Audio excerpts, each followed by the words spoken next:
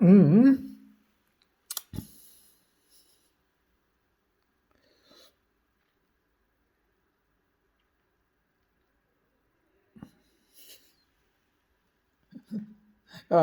7 to 70တရက်ကြတာတဲ့မိမတိတ်ကြရတဲ့ဘင်းတစ်ပါးရှိတယ်တဲ့အဲ့ဘင်းကြီးကနေတရက်ကြတယ်သူကစဉ်းစားတယ်တဲ့ငါမိမတိတ်ငါမိမတဲကြတာငါလိုကြောက်ရတဲ့ကောင်တွေငါမိမမကြောက်တဲ့ကောင်ငါတိုက်မိရရှိသလားပေါ့ရှိခဲ့လို့ချင်းဒီကောင်စီကနေငါနီးလေးပဲလေးခံအောင်မှာပဲဆိုပြီးတော့စဉ်းစားတယ်တဲ့စဉ်းစားရတဲ့သူကအဲ့ဒါနဲ့ဘင်းကြီးကနေပြီးသူကအဲ့ဒါနဲ့ဟိုကျင်ညာတယ်ပေါ့နော်ဥစားဒီမိမကြောက်ရတဲ့ကောင်တွေပေါ့မိမကြောက်ရတဲ့ကောင်တွေဟိုဘက်အလံတိုင်းအလံပြတစ်ဖက်အလံပြတစ်ဖက်အလံပြူတစ်ဖက်ထောင်းလိုက်တယ်ထောင်းလိုက်ပြီးတော့မိမကြောက်တဲ့ကောင်တွေအကုန်အလံပြအောက်မှာစုပေါ့လေမိမမကြောက်တဲ့ကောင်တွေအလံပြူအောက်မှာသွားနေဆိုတဲ့ကကြတနိုင်ငံလုံးမှာယောက်ျားတဲ့ကောင်တော့အလံပြအောက်မှာကြိတ်တိုးနေရပဲတဲ့အလံပြူအောက်မှာအဲ့ဒါဘင်းကြီးကြည်တော့ဒုက္ခပါပဲအဲ့ဒါကြည်နေတော့ယူတဲ့လူတယောက်ကခက်တီနဲ့ကောက်နဲ့ရှောက်သွားပြီးတော့လက်မောင်းလေးနဲ့ကာပေါ့လေဟိုညာဘက်ခြေထောက်ကလေးကညာဘက်ဒူကလေးနဲ့နာရောစတာနေပေါ့အဲ့ဒါနဲ့အလံဖြူအောက်တဲ့ဝင်တော့ကဘင်းကြီးသဘောကျတော့ဟာဒီကောင်ဟုတ်ပြီပေါ့ရန်သူခေါ်ပြီးတော့မေးတယ်လာခဲ့ဦးမှာမောင်မင်းကမိမမကြောက်ပါဘူးဟုတ်လားပေါ့သူကပြောတယ်မဟုတ်ပါဘူးဘင်းရဲ့တဲ့ကျွန်တော် ice ကပြောလိုက်ပါတယ်ပေါ့သူများလောက်တယ်သူများလောက်တာလိုက်မလောက်နဲ့ဆိုအေးအဲ့ ice နော်မဟုတ်ဒီနေရာမှာပြောတရားရှိပါတယ်တင်းဦးဆိုတဲ့အကောင်ကတင်းဦးဆိုတဲ့အကောင်က ice ကိုကြောက်တယ်လို့မထင်လိုက်ပါနဲ့နော်ကြောက်တာမဟုတ်ပါဘူးနန္ဒလေးလန့်တာပါကြောက်သလားမကြောက်သလားဆိုတဲ့နေရာမှာခင်ဗျားတို့စဉ်းစားကြည့်ဟိုနဲ့သူကမျက်လုံးလေးသူကအားရနေဟိုဘက်ကနေမျက်လုံးပြူအန်လေးကြိတ်ပြီးတော့ကိုတေဦးကူစာနဲ့တရားကောင်ကျွတ်တင်းနဲ့ရောက်ပြီးသားပဲလည်းကားပြောတာပါတကယ်ပြောတာပါဟုတ်ပါဘူးပြောင်းလို့မဟုတ်ပြဆိုတဲ့နေရာကျတော့ရဆအောင်ပဲ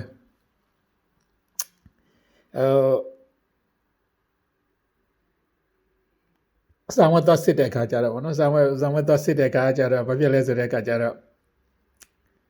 ဘယ်เจ้าလဲဆိုတော့ပြောတော့ပါဘူးသိရမလားတချို့တွေအဲ့အကြောင်းမှာဥစားသိရမလား professor head တွေပါဖြစ်နေတဲ့အကြောင်းဆိုတော့ဘယ်เจ้าလဲဆိုတော့ကျွန်တော်ပြောတော့ပါဘူးကိုသိဆံဝတ်သွားစစ်တဲ့ခါကျလို့ရှိရင်ကျွန်တော်တို့အဲ့နာမည်ပြောလို့ရပါတယ်ဆရာကြီးဥကိုလေးနဲ့ဆရာဥပေါ်ဦးနဲ့ပါလေသူတို့တတွဲကြတယ်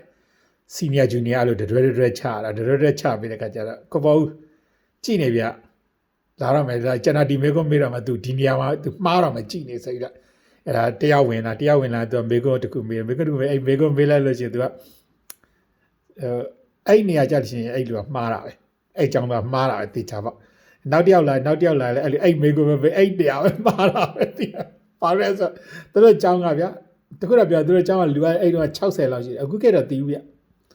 အခုခေတ်တော့ဟိုကျွန်တော်ခဏကျွန်တော်ပြောသလိုလေသူတို့ profit နဲ့ဥပဲတီးမှာပေါ့ profit နဲ့ဥနဲ့အဲ့တော့ department လုံးတဲ့ပုဂ္ဂိုလ်တီးမှာပေါ့အဲ့တော့ကျောင်းသားဘယ်နှစ်ယောက်ရှိလဲတော့တီးဘူးအခုခေတ်တော့တီးဟိုခေတ်တော့ကျောင်းသား60လောက်ရှိတယ်60လောက်ရှိတဲ့ကြတော့ငနေမျိုးလေးတွေကတီးရမလားနောက်ပြီးတော့လည်းယောက်ျားလေးများတယ်မင်းကလေးကနေတယ်ယောက်ျားလေးများတဲ့ခါကျတော့ငနေမျိုးလေးတွေကသူတို့အဲ့တော့စာစုချက်တဲ့ခါကျတော့သိရမလားဆရာရှိရသိနေပြီတဲ့သူတို့လည်းဘိုင်ဟာလွတ်ချက်တာအဲ့တော့အဲ့သူကတယောက်မှချက်တဲ့ကောင်တွေလည်းအကုန်လုံးအိမ်မှာကြတာတဲစီတော့မှာ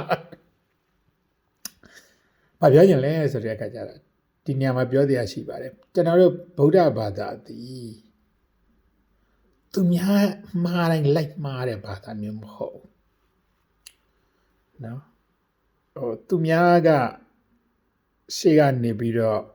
ရောင်တိုင်းလိုက်ရောင်တဲ့ဘာသာလည်းမဟုတ်ဘူးရောင်တတ်တဲ့ဘာသာမျိုးလည်းမဟုတ်ဘူးကျွန်တော်တို့ဘာသာဒီအဲ့ဒါကိုသတိထားဖို့ပါဒါဒီနေရာတခုလည်းရှိပါဒီနေရာတခုဆိုတာကိုဗုဒ္ဓဘာသာလို့ယုံကြည်လို့ရှိရင်ကိုကဗုဒ္ဓဘာသာလို့ပြောတော့မယ်ဆိုလို့ရှိရင်ကျွန်တော်လည်းမေးပါမယ်တစ် ခင်ဗျားဒီဗုဒ္ဓဘာသာလို့ဝင်ခံရင်ခင်ဗျားဒီဗုဒ္ဓတရဏံကိစ္စဓမ္မတရဏံကိစ္စတန်ခါတရဏံကိစ္စမိဆိုတာကိုဘယ်လိုသဘောပေါက်တယ်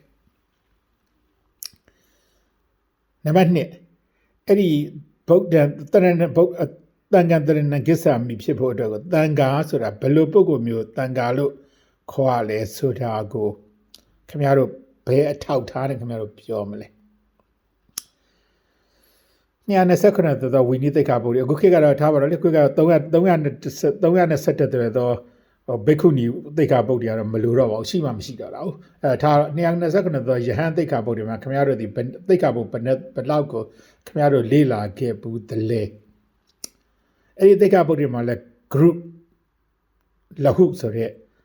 ဟာတွေခင်ဗျားတို့ဘယ်လောက်တိုင်းတာတွေခင်ဗျားတို့နားလေတလဲတကထားပါတော့သိက္ခာပုဒ်တွေထားပါတော့သိက္ခာပုဒ်တွေဆိုဝိနည်းသိက္ခာပုဒ်တွေဆိုထားပါတော့ဘုရားရှိခိုးတော်မြတ်ဟောတော်မူသောလောဟိစသုတ်တံနဲ့လောဟိစသုတ်တံနဲ့လောဟိစသုတ်တံနော်ရောဟိတသုတ်တံမဟုတ်ဘူးလောဟိစသုတ်တံနဲ့ဖတ်တယ်လောဟိစသုတ်တံနောက်ကေဝိတသုတ်တံဆိုတဲ့ဒီသုတ်တံနှစ်ခုကိုခင်ဗျားအစအဆုံးဖတ်ကြည့်ဘူးသလားထိုသုတ်တံတို့ရဲ့အလားတူဖြစ်သောတာမညဖလားသုတ်တံကိုခင်ဗျားတို့ဘယ်လောက်ထိလေ့လာခဲ့ဘူးသလဲမြင်ရနော်အဲ့တော့တန်ငါဂုံကြီးနဲ့ပတ်သက်ရင်ခင်ဗျားတို့အဲ့ဒီသုတ်တံတွေခင်ဗျားတို့ဟိုခဏပြောဝီနီထားပါခဏသုတ်တံအဲ့သုတ်တံ3ခုလောက်ပဲခင်ဗျားတို့ဖတ်ဘူးသလားဓမ္မတရဏံကိစ္စမိလို့ပြောလိုက်လို့ရှိရင်ပဋ္ဌာန်းပါဠိတော်ရတော့ခင်ဗျားတို့ဝေးပါတယ်ပဋ္ဌာန်းပါဠိတော်ရတော့ခင်ဗျားတို့ပြောတာပဋ္ဌာန်းပါဠိတော်ယူစားကျဲလဲကျဲတယ်ဝေးလဲဝေးတယ်လေးလာနေဖို့လဲအင်မတန်ခက်ခဲလို့ဖယ်ထားလိုက်ပါထားလိုက်ပါတော့ဖေးဖယ်ထားလိုက်ပါရပါတယ်ကိစ္စမရှိပါဘူးဓမ္မစကြာပါဠိနဲ့ဆရာတော်ဥပုပ်ပေးတဲ့အနက်ပေးခင်ဗျားတို့ဘလောက်လေးလာဘူးတလဲဟုတ်ပြီနော်ပရိစ္ဆသမုပ္ပါလို့ခေါ်တဲ့ဒေသနာတော်ကြီးဒီနေရာမှာပရိစ္ဆသမုပ္ပါဒေသနာတော်ကြီးဟောလာအဝိဇ္ဇာပစ္စယသင်္ခါရပစ္စယဝိညာဏအဲ့လိုရွတ်တာမဟုတ်ဖဲနဲ့အဲ့ဒီဟာတွေကိုဒီအင်္ဂါအားလုံးဒီပရိစ္ဆသမုပ္ပါအင်္ဂါ12ပါးကိုတတ္တဥဒိစ္စ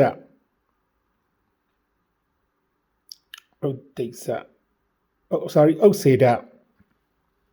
တတ္တဥစေဒတက္ကရာဒိဋ္ဌိဆိုတဲ့3ပါးတနည်းအားဖြင့်62ပါးသောဒိဋ္ဌိများလွတ်အောင်ခင်ဗျားတို့ဖြတ်တက်ဆက်တက်ယူတတ်ပြီလား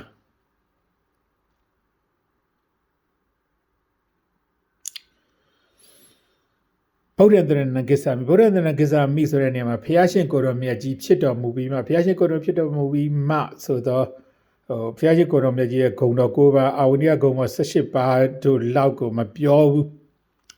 သေးဘူးအလောင်းတော်မြတ်ဘဝဟလာဒီပညာဘုရားရှင်ထံမှာဗျာဒိတ်အန်ဇဲအလောင်းတော်မြတ်ကြီးရဲ့သူမေတ္တာရှင်သေးပေါ့ဗျာသူမေတ္တာရှင်သေးရဲ့အင်္ဂါ10ပါးကိုခင်ဗျားတို့နားလဲတဲ့ကြီးညိုတတ်ပြီလားကိုယ့်ကိုမေးဗျကိုယ့်မေးပြီးတော့ကိုယ့်ကိုဗုဒ္ဓဘာသာလို့ပြောအဲ့လိုမှမမေးသေးပဲနဲ့ကိုယ့်ကိုဗုဒ္ဓဘာသာလို့မယောင်နဲ့နော်ကိုယ့်ကိုယောင်နေတာကိုဟိုလူအော်ဒီလူဟိုလူပြောဒီလူပြောဟိုလူဘာဖြစ်တယ်တပြည့်ဒီလူညာဖြစ်တယ်လာမပြောနဲ့ဒါနသီလဘာဝနာဆိုတဲ့ပါရမီဒါနအစတော့ပါရမီတော့10ပါးအပြား30ကိုခင်ဗျားတို့ဘယ်လောက်လေ့လာဘူးပြီလဲမလေ့လာဘူးခင်ဗျားတို့သူများလူလောက်တာခင်ဗျားတို့မပြောနဲ့ဗျ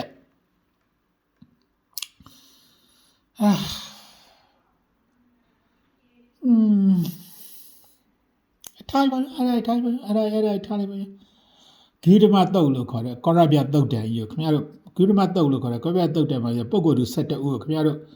ဘယ်လောက်လေ့လာဘူးတလဲအဲ့ပုဂ္ဂိုလ်သူ12ဦးအားကြရကောင်းမှာခင်ဗျားတို့သိပြီလား